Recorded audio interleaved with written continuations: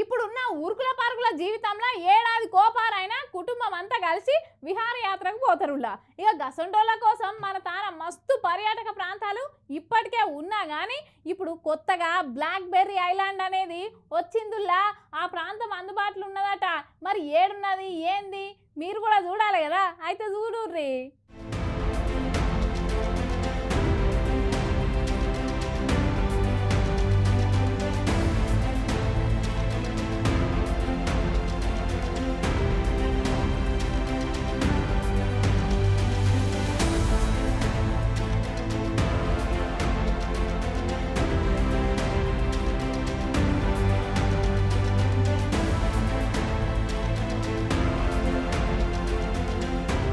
చేపార్టీ సర్కార్ అధికారంలోకి వచ్చినాక పర్యాటక రంగం మీద జరంతా గట్టిగానే నజరు పెట్టినట్టున్నది.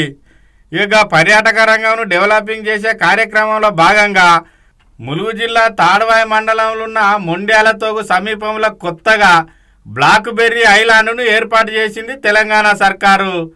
ఇక ఐలాండ్ను మహబూబాద్ ఎంపీ బలరాం నాయక్, కలెక్టరు ఇంకా ఇతర అధికారులను ఎంటబెట్టుకొని చూస్తందుకు పోయింది మంత్రి సీతక్క. ఐలాండ్ను చూసి సీతక్క మస్తు సంబరపడుకుంటా పర్యాటకుల కోసం ఏమేమి సౌకర్యాలు ఏర్పాటు చేసినరో అవన్నీ చూసి మస్తు సంబరపడ్డదులా.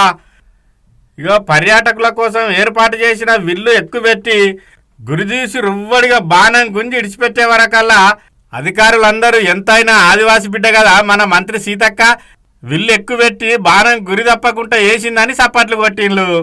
అట్టనే అట ఇంకా కాసేపు అధికారులతో కలిసి షటిల్ కూడా ఆడుకున్నదులా.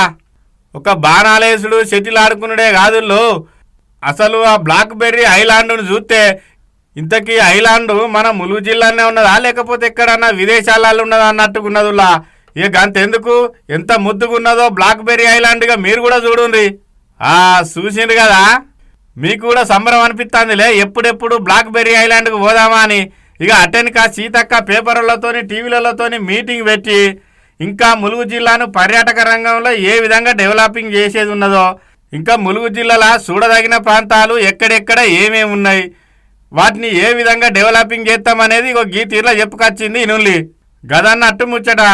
ఉరుకు పరుకు జీవితంలో ఇరుకు గదులలో నివాసం ఉండే కుటుంబాలకు ఇగో గీడికి అత్తే మంచి స్వచ్ఛమైన గాలి దొరుకుతుందని ఇక ఏడాదికోసారి కుటుంబాలు పిక్నిక్లకు, టూర్లకు, పుణ్యక్షేత్రాలు చూడడానికి పోయినట్టుగానే కుటుంబ సమేతంగా మన ప్రాంతంలో ఉన్న పర్యాటక ప్రాంతాలలో కూడా వచ్చి సేద తీరి మంచి స్వచ్ఛమైన గాలి పీల్చుకొని ఆయుసు పెంచుకోవాలని చెప్పబట్టింది సీతక్క.